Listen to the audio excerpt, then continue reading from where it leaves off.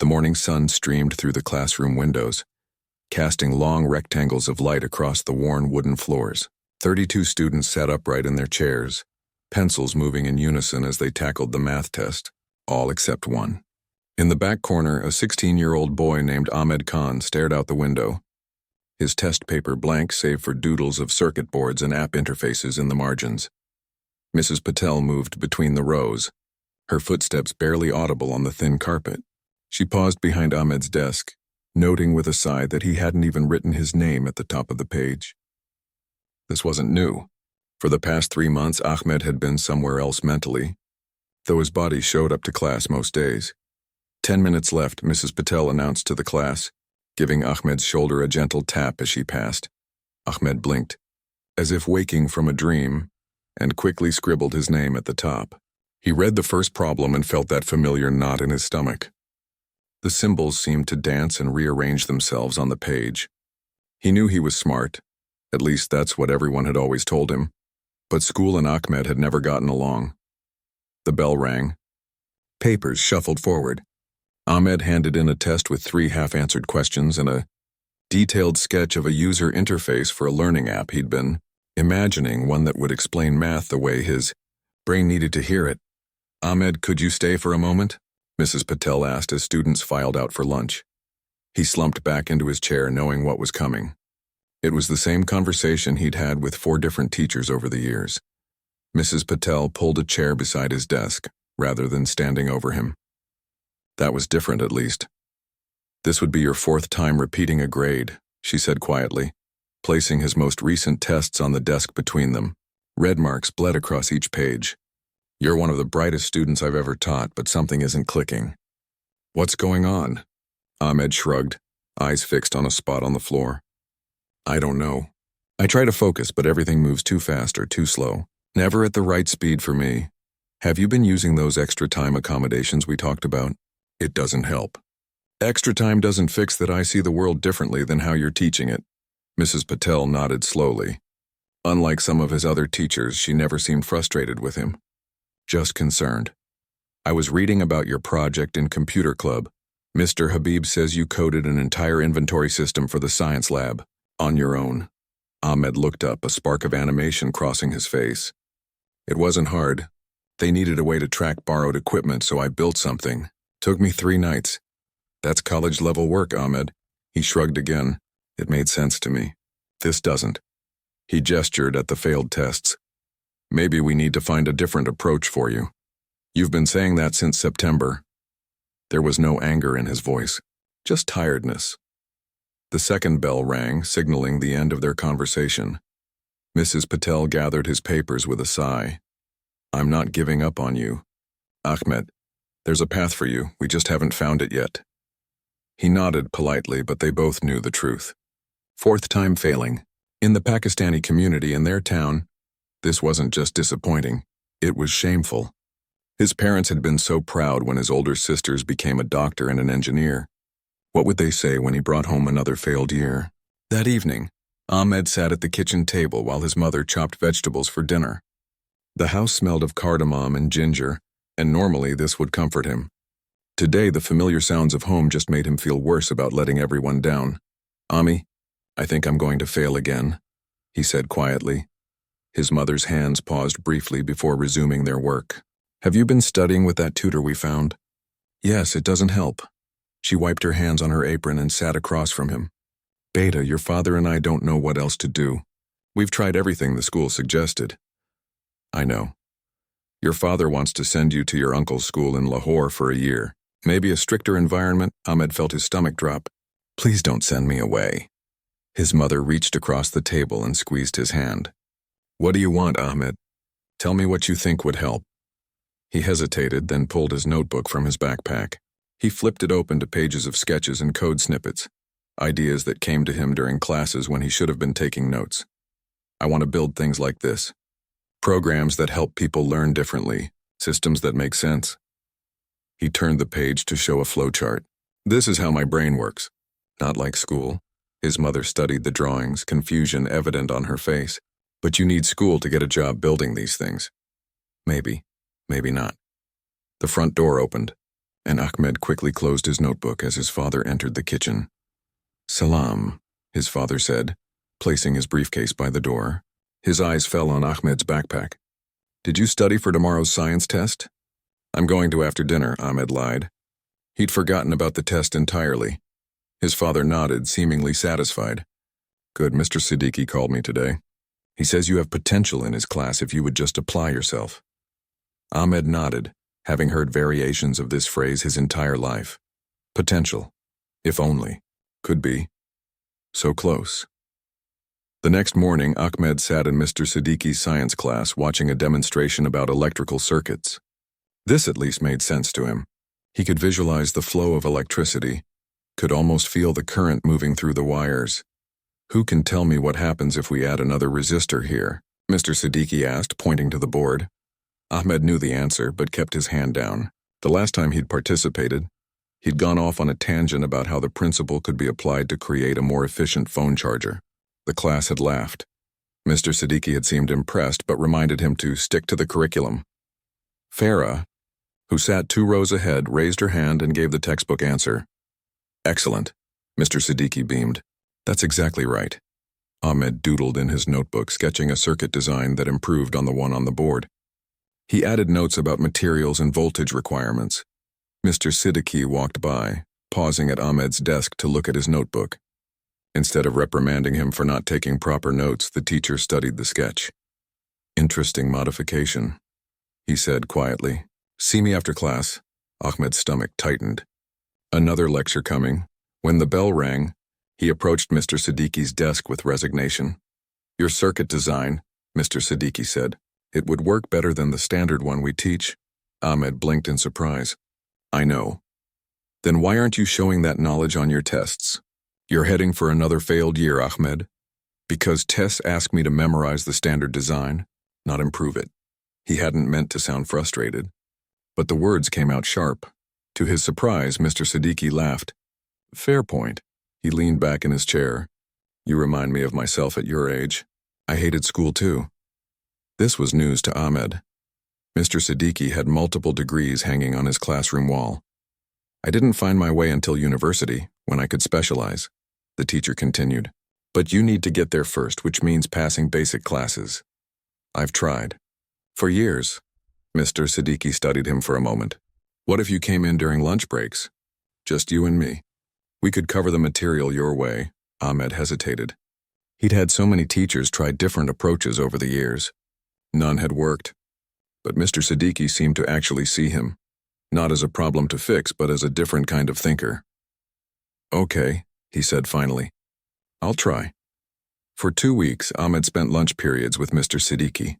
They worked through concepts using practical applications rather than textbook examples.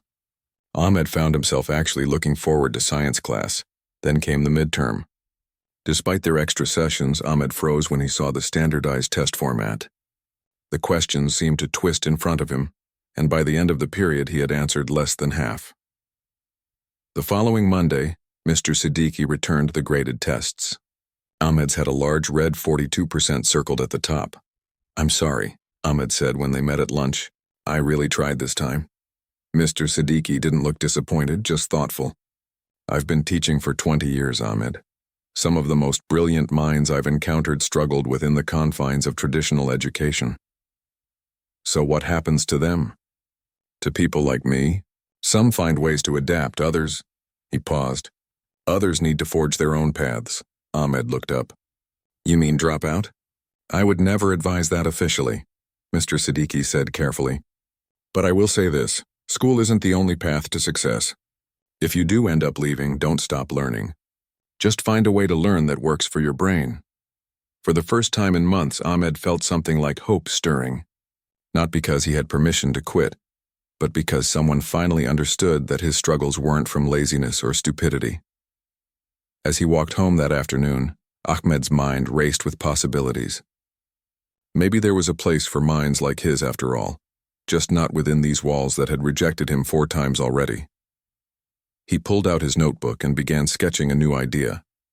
Not just an app this time, but an entire learning system, one that adapted to different types of thinkers, one that might have saved him years of feeling like a failure. He didn't know how he would build it yet.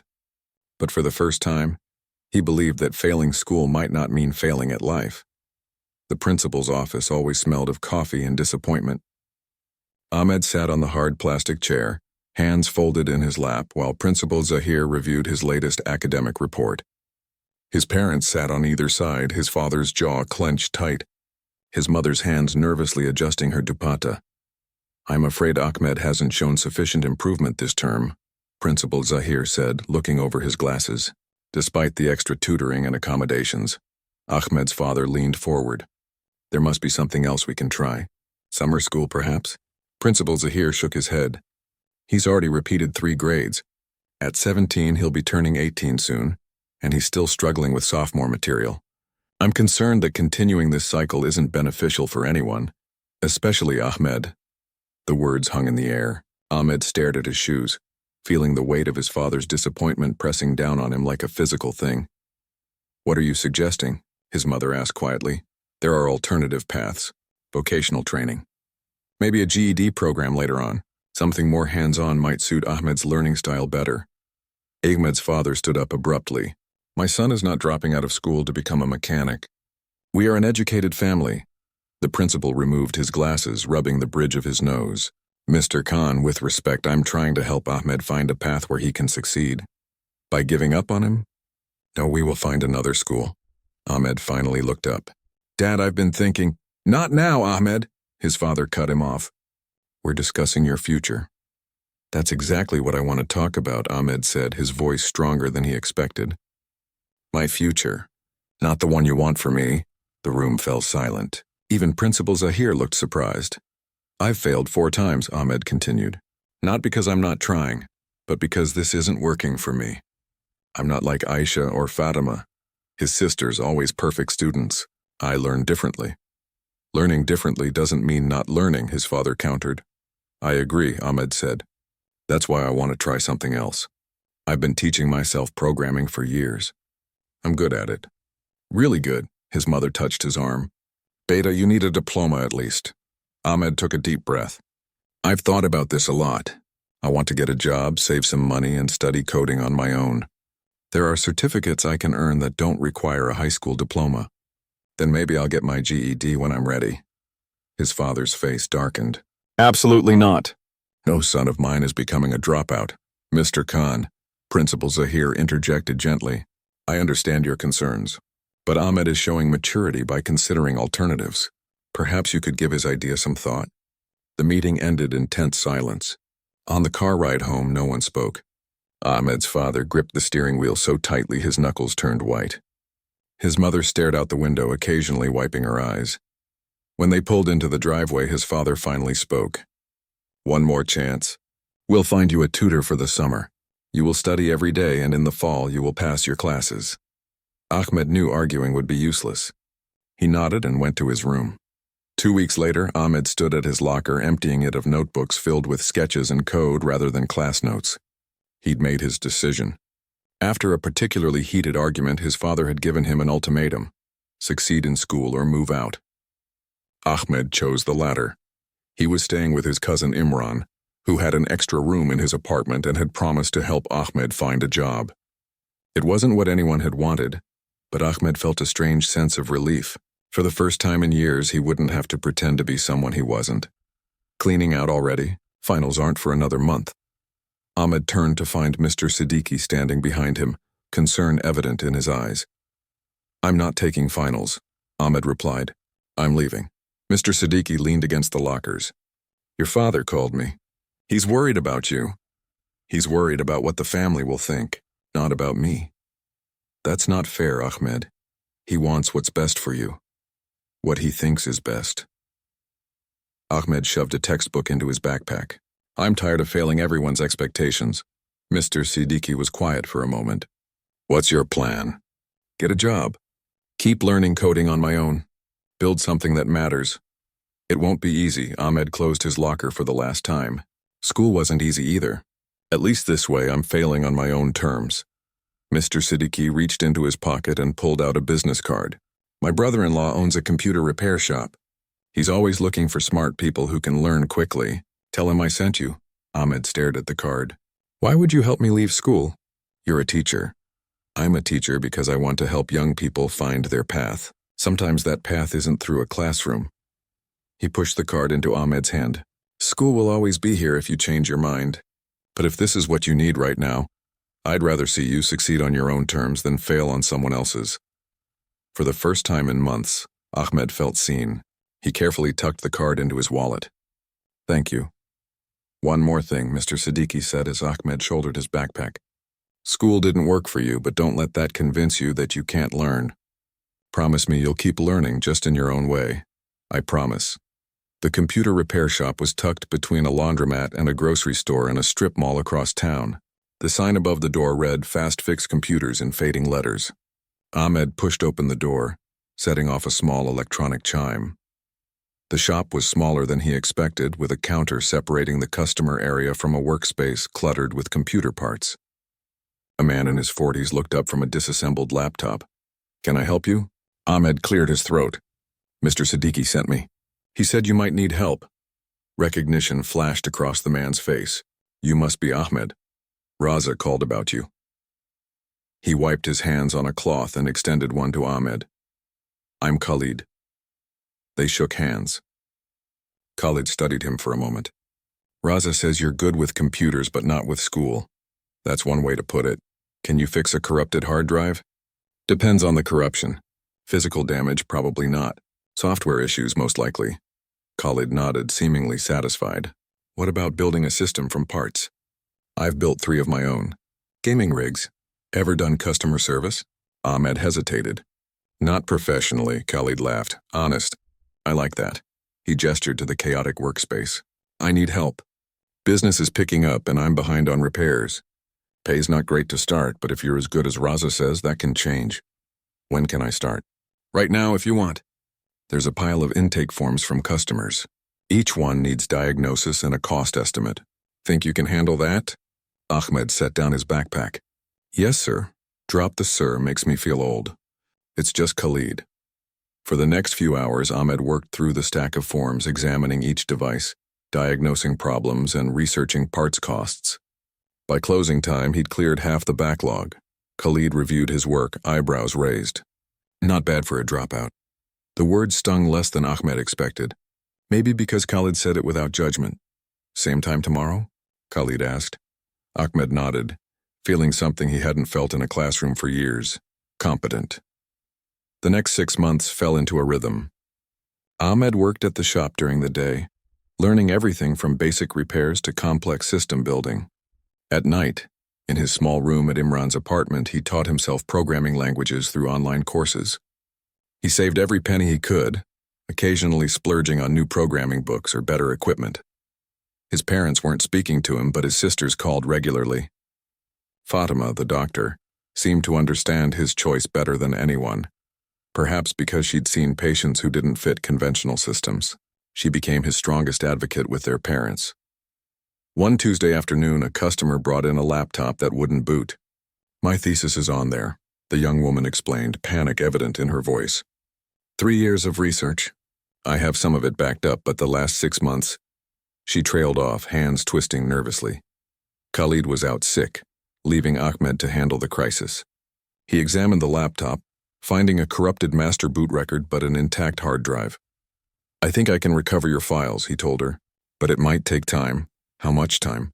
My department needs this by Friday. Ahmed thought for a moment. Come back tomorrow afternoon. I'll see what I can do. After she left, he called Khalid for permission to take the laptop home. That night, he skipped dinner and worked until dawn, writing a custom recovery script that could extract her files while preserving their organization.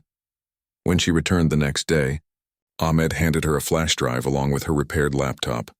Everything's here. I also installed a cloud backup system that will automatically save your work every hour. She stared at him in disbelief, then at the flash drive containing her rescued thesis. The other shop said it was hopeless. Ahmed shrugged. They were looking at it the wrong way. She insisted on paying extra, which Khalid, back from his sick day, happily accepted. After she left, he clapped Ahmed on the shoulder. That's the kind of solution that builds a reputation. He studied Ahmed for a moment. You know, you're wasted on just repairs. You should be building systems, not just fixing them. That night, Ahmed couldn't sleep. The woman's gratitude kept replaying in his mind. He'd solved a problem that others couldn't because he approached it differently, just like he approached learning differently. He opened his notebook to the idea he'd been sketching since his last days at school. An adaptive learning platform that responded to how users thought, not how teachers taught. For the first time, it didn't seem like just a dream. Ahmed had failed school 4 times. But as he added new details to his design, he realized that maybe school had failed him too, and perhaps there were others out there, students who thought differently, learned differently, who needed what he was designing. He worked until morning light filtered through his blinds, his mind clearer than it had been in years. The path forward wasn't certain, but for once, uncertainty felt like freedom rather than failure. 1 year into his job at Fast Fix Computers, Ahmed sat at the small desk in his apartment, staring at his bank account balance. He'd moved out of his cousin's place 3 months ago into a tiny studio apartment that barely fit his bed and desk. The rent ate half his paycheck, but having his own space meant he could work on his projects without interruption. His savings had finally hit $5,000, not much, but enough to make him consider his next move. Khalid had promoted him twice, and customers now asked for him by name. The work was steady, but Ahmed couldn't shake the feeling that he was meant to build something of his own. His phone buzzed with a message from his sister Fatima. "Mom's birthday dinner this weekend. Dad says you're welcome to come." Ahmed stared at the message. It had been 14 months since he'd spoken to his father. His mother called occasionally, their conversations brief and careful. His decision to leave school remained a wound that hadn't healed. He typed back, "I'll be there." Closing his laptop, Ahmed looked at the wall above his desk, covered with sticky notes and diagrams, his vision for what he'd started calling Learn Different. The idea had evolved from sketches into flowcharts, user personas, and feature lists. In the evenings, he'd been teaching himself to code the back-end systems, building small prototypes to test his concepts. His phone rang. It was Khalid. "Ahmed, I need you to come in early tomorrow. Big client dropped off 5 systems that need upgrading by the weekend." "No problem. I'll be there at 7. After hanging up, Ahmed returned to his planning. The corporate upgrade job would mean overtime pay, more savings toward his dream. But at this rate, it would take years to have enough to quit and focus on Learn Different full-time. The Khan family home hadn't changed. Ahmed stood on the porch, a gift bag containing his mother's favorite perfume dangling from his fingers. He rang the doorbell, heart pounding.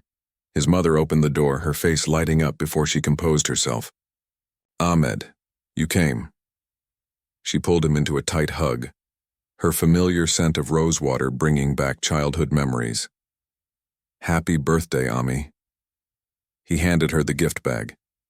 The house was full of relatives, aunts, uncles, cousins, many of whom fell silent when they saw him. Ahmed greeted everyone politely, accepting the cold shoulders from some and warm embraces from others. His father stood by the dining table, setting out plates. Their eyes met across the room. After a moment's hesitation, his father nodded stiffly. Not forgiveness, but acknowledgement. It was something. Dinner was a tense affair. Relatives asked about his sister's accomplishments, Aisha's medical practice, Fatima's research. When conversation turned to Ahmed, his mother quickly mentioned his job. "He fixes computers. Very technical work," she said, her tone defensive. "It's a stepping stone," his father added. "He'll go back to school eventually." Ahmed set down his fork. "Actually, I'm working on something new." The table fell silent. "I'm developing an educational platform.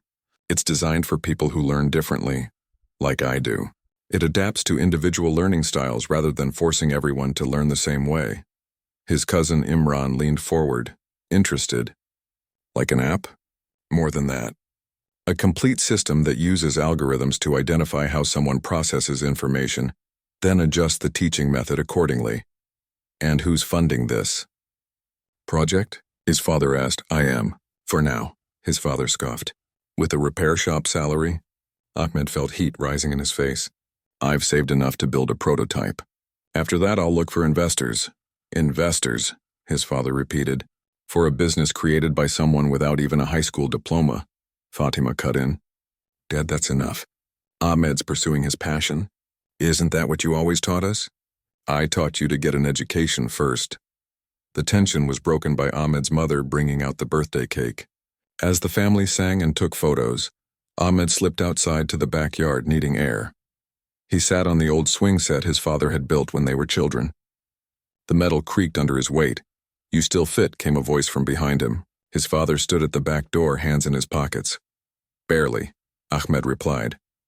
His father crossed the yard slowly, taking a seat on the adjacent swing. For a while, neither spoke. "This computer thing you're building," his father finally said. "Is it real? Or just a dream to avoid real work?" The question stung, but Ahmed recognized something new in his father's tone. Genuine curiosity beneath the doubt. "It's real," Ahmed said. "I've already built parts of it. The algorithm that identifies learning styles works. I'm testing it with real data." "Where did you learn to do this? Online courses, books, trial and error?" Ahmed pushed himself gently on the swing. "Remember when I was 10 and you bought me that computer? You said technology was the future. You were right." His father looked at the ground.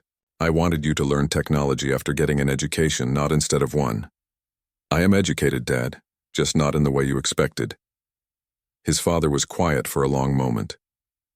"Your mother worries about you. Living alone, working all hours. Tell her I'm okay." "Better than okay," his father nodded, standing up. "You should visit more often, especially if this learn different thing doesn't work out." It wasn't a ringing endorsement, but it was the closest thing to support Ahmed had received from his father in years. 2 weeks later, Ahmed was restocking inventory at the shop when the bell chimed. A woman in a tailored suit entered, looking out of place among the computer parts and repair tools. "Can I help you?" Ahmed asked, setting down a box of hard drives. "I hope so." She extended her hand. "I'm Noor Malik. Your cousin Imran suggested I meet you." Ahmed shook her hand, confused. "Imran sent you to get a computer fixed?" She laughed. "No, I'm a venture capitalist. Imran told me about your educational platform at a networking event. It sounded interesting enough that I wanted to hear more." Ahmed froze. "You're an investor?" "Potentially." She glanced around the shop. "Is there somewhere we could talk?" Khalid, who had been pretending not to eavesdrop, quickly spoke up. "Take my office, Ahmed. I'll cover the front." For the next hour, Ahmed explained his vision for Learn Different to Noor. He showed her the prototypes on his laptop, the algorithms he'd developed, and the research supporting his approach. What he lacked in business polish, he made up for in passion and technical knowledge. "Your cousin said you were smart, but he undersold you," Noor said when he finished. "This has potential. It needs work, a lot of work, but the core idea is solid." Ahmed's heart raced. "So you're interested?" "My firm specializes in early-stage educational technology.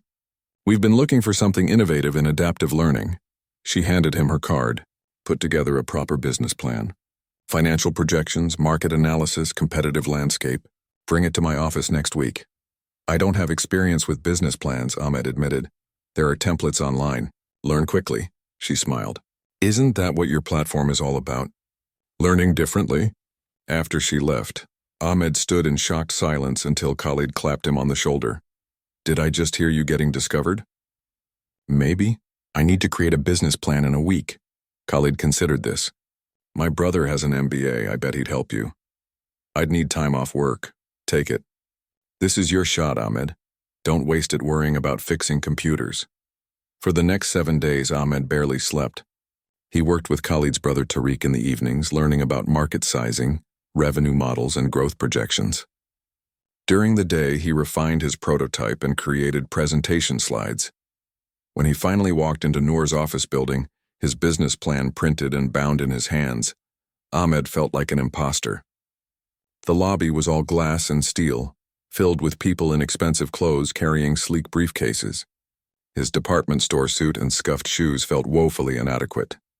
Noor's assistant led him to a conference room where Noor sat with 2 colleagues. "Ahmed, meet my partners, Raj and Yuki. They're interested in your concept." For the next 2 hours, Ahmed presented Learn Different. The questions were tough, exposing gaps in his planning but also revealing the strength of his technical foundation. When he demonstrated the prototype, showing how it adapted to different user inputs, he saw genuine interest in their eyes. Your technical approach is innovative, Raj said, but what makes you qualified to build an educational platform? You don't have a background in education. It was the question Ahmed had feared most, the one that exposed his lack of credentials. I failed school 4 times, he said simply. Not because I couldn't learn, but because school couldn't teach me. I've spent my life studying how I learn and how others learn differently.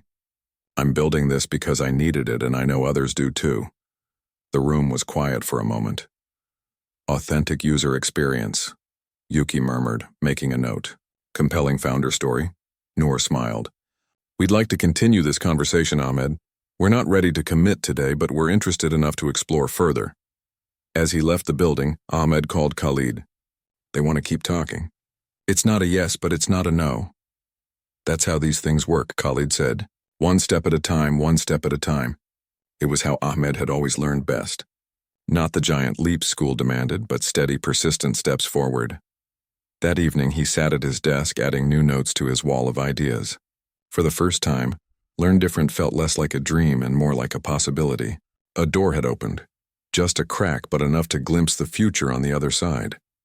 6 months after his first meeting with Noor and her investment team, Ahmed stood in an empty office space, keys in hand. Sunlight streamed through large windows, illuminating the dust floating in the air. The room was bare except for a folding table and a single chair he'd brought from his apartment.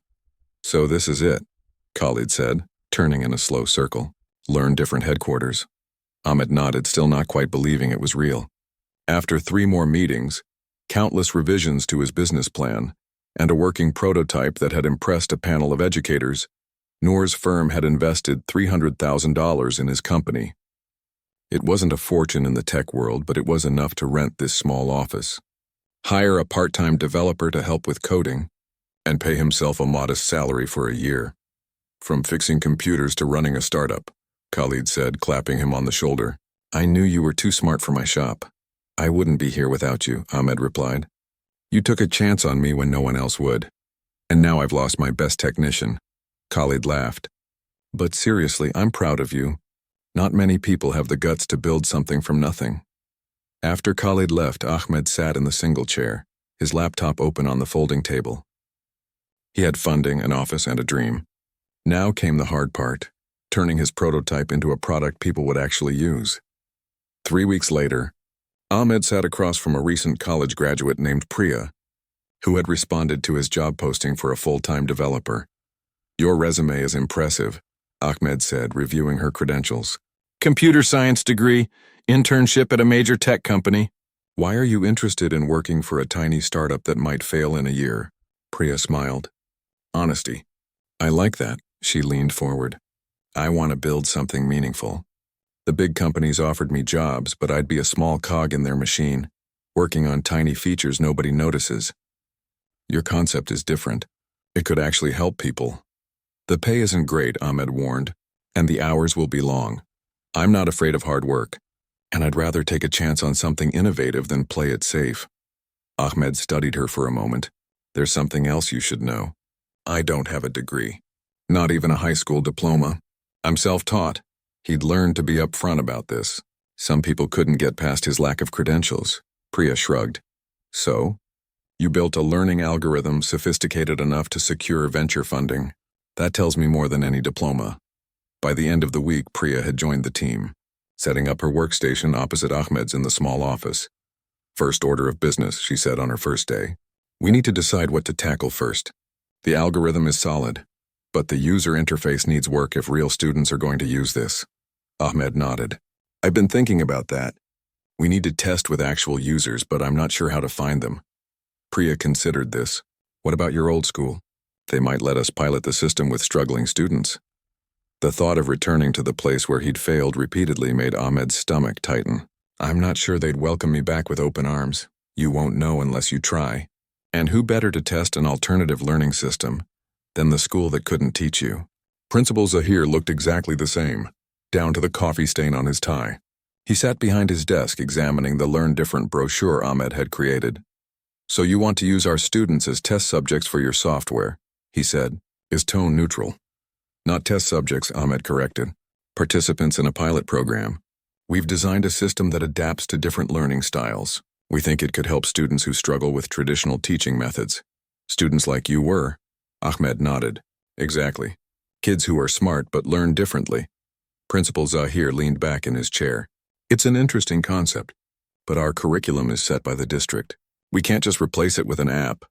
We're not asking you to replace anything. This would be an after-school program. Voluntary. A supplement to regular classes, not a replacement. And what's in it for the school? We're already stretched thin.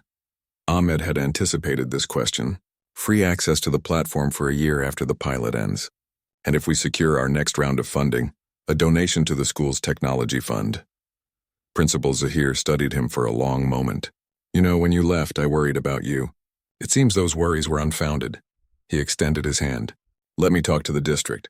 No promises, but I'll see what I can do. As Ahmed left the principal's office, he passed the science lab where Mr. Siddiqui had once encouraged him to find his own path. On impulse, he knocked on the open door. Mr. Siddiqui looked up from grading papers, his eyes widening in surprise. Ahmed, is that really you? It's me, Ahmed said, suddenly feeling like a student again despite his business suit and briefcase. Mr. Siddiqui stood and came around his desk. What brings you back? Last I heard you were working at my brother-in-law's shop. I was. Now I'm starting my own company, an educational technology platform. He explained Learn Different to his former teacher, watching as understanding and then enthusiasm spread across Mr. Siddiqui's face. This is exactly what students like you need, Mr. Siddiqui said when Ahmed finished. A system that doesn't force everyone into the same box. That's the idea. We're hoping to pilot it here if the district approves. Mr. Siddiqui's eyes lit up. I have at least 5 students this year who remind me of you. Brilliant in their own way, but struggling with traditional methods, he paused. Would you need help with the educational content? Making sure it aligns with academic standards? Ahmed hadn't considered this aspect. Actually, yes. We're strong on the technical side, but neither of us has a background in curriculum design. I might be interested in consulting.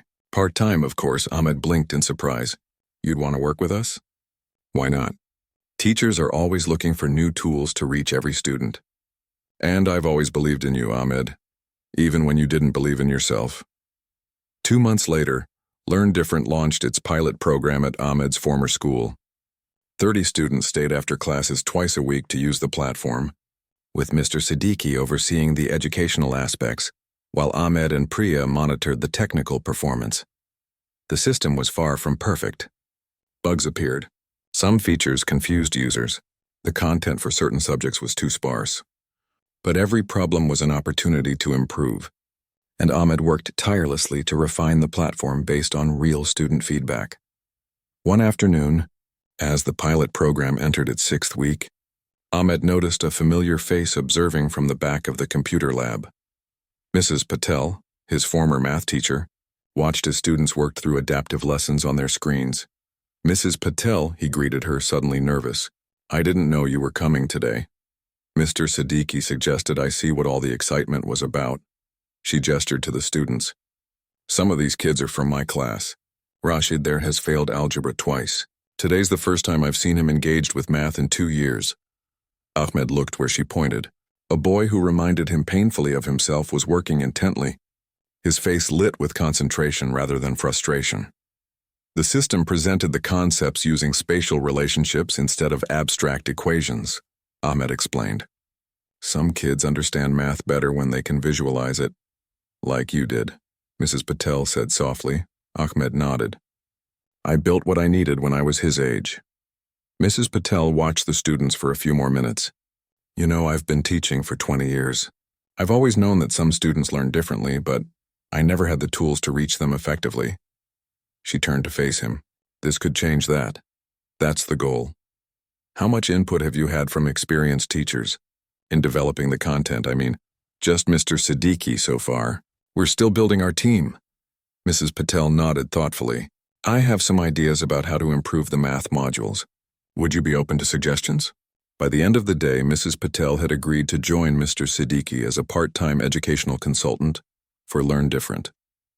That evening, as Ahmed locked up the school computer lab, he couldn't help but appreciate the irony. He'd failed in these very classrooms, been written off by some as unteachable. Now he was back, not as a struggling student, but as an innovator creating a new way to learn. He walked past his old locker, running his fingers along the metal door. The hallway was quiet, so different from the chaotic noise of passing periods. On the wall, student artwork hung alongside motivational posters. One caught his eye.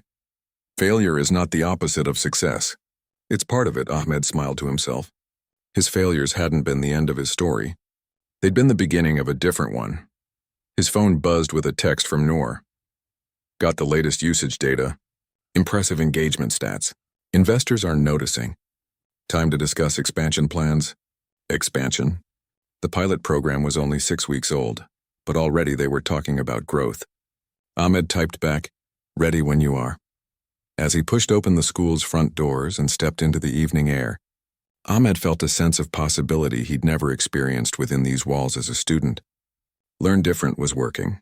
Not perfectly, not for everyone, but enough to prove his vision had merit. The school that had once failed him was now the launching pad for his success. And the teachers who had watched him struggle were now his partners in building something new. Life had a strange way of coming full circle. 5 years after the pilot program at his old school, Ahmed stood in the lobby of Learn Different's new headquarters. The company logo, a stylized brain with pathways branching in different directions, dominated the wall behind the reception desk. Employees hurried past, nodding respectfully to the founder as they rushed to meetings or returned from lunch. The new displays for the conference room just arrived, his assistant Zara informed him, handing him a tablet with his schedule. "And the education team needs your input on the science curriculum updates before they finalize them." Ahmed scrolled through his packed calendar. "I'll stop by the education department this afternoon." "What time is the interview with the education journal?" 2 o'clock. "And your parents called?" "They want to confirm you'll be at the family dinner on Sunday." Ahmed smiled. "Tell them I'll be there." His relationship with his parents had transformed over the years, especially after Learn Different's success had proven his unconventional path worthwhile. His father, once so disappointed in his dropout son, now proudly told friends about Ahmed's company. The elevator doors opened, and Priya stepped out, now the chief technology officer of Learn Different. "The server migration is complete," she reported, "and the new user interface is getting positive feedback in beta testing. Any issues?" "Nothing major. A few bugs we're fixing." She fell into step beside him as they walked toward his office. "Hard to believe how far we've come from that folding table in our first office." Ahmed nodded, taking in the bustling workplace around them. Learn Different now employed over 70 people, with satellite offices in 3 countries. The platform served more than 200,000 students worldwide, with versions for schools, homeschoolers, and adult learners.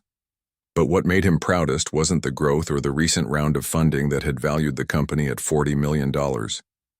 It was the stories from users, students who, like him, had struggled in traditional educational settings but thrived with Learn Different's adaptive approach. His office door was open, revealing a visitor waiting inside. Mr. Siddiqui, now Learn Different's Director of Educational Content, stood examining the framed magazine covers on Ahmed's wall. "Admiring your handiwork?" Ahmed asked, gesturing to the most recent cover featuring Learn Different named as one of the year's most innovative educational technologies. "Admiring how far my most challenging student has come," Mr. Siddiqui replied with a smile. "We need to talk about the expansion to middle schools. The team has some concerns about the social-emotional learning modules." Ahmed nodded. "Let me grab coffee first. I was up late reviewing the new investor deck."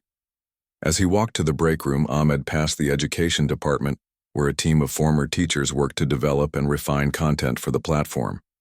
Through the glass walls, he could see Mrs. Patel, now his head of mathematics curriculum, gesturing animatedly as she explained a concept to newer team members. The sight still amazed him. 7 of his former teachers now worked for Learn Different, including Principal Zahir, who had joined as an educational advisor after retiring. The people who had once given him failing grades now helped shape his vision for a different kind of education. Later that afternoon, Ahmed sat in the company's largest conference room facing the assembled employees. Quarterly all-hands meetings were a company tradition, a time to celebrate wins, address challenges, and reinforce their mission. Before we get to the numbers and roadmap, Ahmed began, I want to share a letter we received last week. He pulled up an email on the large screen. My son Dylan has dyslexia and ADHD. Before Learn Different, school was a daily battle.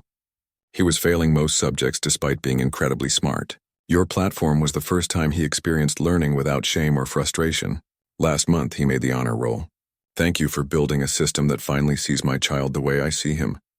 Ahmed paused, letting the words sink in. This is why we exist. Not for the growth metrics or funding rounds, though those are nice too. Appreciative laughter rippled through the room. We exist for the Dylans of the world. The kids who are brilliant but learn differently. The students who, like me, were failed by a one-size-fits-all system.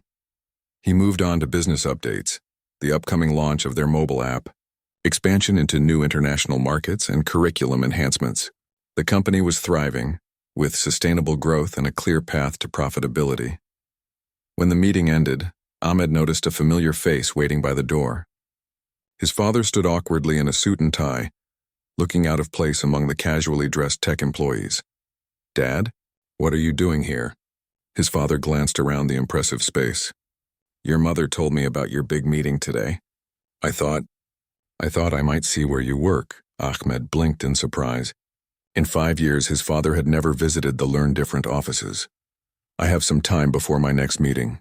Want a tour? As they walked through the departments, Ahmed explained the company's operations. His father nodded politely, though much of the technical discussion clearly went over his head. When they reached the education department, however, his interest piqued. Mrs. Patel, from your old school?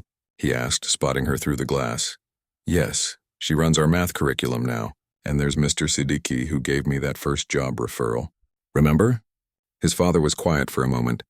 You hired your old teachers, 7 of them so far. Turns out they're pretty good at creating educational content. Ahmed smiled. Ironic, isn't it? They couldn't teach me effectively in school, but now we're working together to teach others. They stopped by a wall displaying framed success, stories, photographs, and testimonials from students whose lives had been changed by Learn Different. You built all this, his father said softly, without the education I thought you needed. Ahmed turned to face him. I built it because of what I lacked. If school had worked for me, I might never have noticed the gap that needed filling. His father's eyes were damp. I was wrong to doubt you. You wanted what you thought was best for me. Still, his father straightened his shoulders. I'm proud of you, Ahmed, not just for the success, but for the purpose behind it. You're helping children who were like you. The words Ahmed had longed to hear for so many years wrapped around him like an embrace. That evening, after most employees had gone home, Ahmed sat in his office reviewing analytics from the platform. Each graph and chart told a story of engagement, of learning, of students finding their way through material in uniquely personal paths. A knock at his door interrupted his focus. Mrs. Patel stood in the doorway. Working late again? She asked. Just checking the new math module data. Usage is up 12% since your team revised the algebra section. She smiled, taking a seat across from him. We made it more visual. Like you always said you needed. Ahmed nodded. I still remember sitting in your class staring at equations that meant nothing to me. And now you're my boss. She laughed. Life has a funny way of working out. I prefer to think of us as collaborators. I could never have built the curriculum without you and the education team. Mrs. Patel was quiet for a moment. You know, I've been thinking about something. All those years ago, we said you were failing school, but maybe school was failing you. A little of both, maybe. Perhaps. But Learn Different proves that with the right approach, there are no unreachable students, just teaching methods that haven't adapted to how they learn. She stood to leave. Don't stay too late. Even CEOs need rest. After she left, Ahmed walked to the window overlooking the city lights. Somewhere out there were thousands of students using his platform, finding their way through learning journeys tailored to their unique minds, students who might otherwise fall through the cracks as he nearly had. His phone buzzed with a message from Priya. Educational Ministry of Singapore wants to meet. They're considering Learn Different for their National Supplemental Education Program. Another international opportunity. The company was growing faster than he'd ever imagined possible. Yet every decision, every expansion remained guided by his core mission, to create learning experiences that worked for everyone, especially those failed by traditional methods.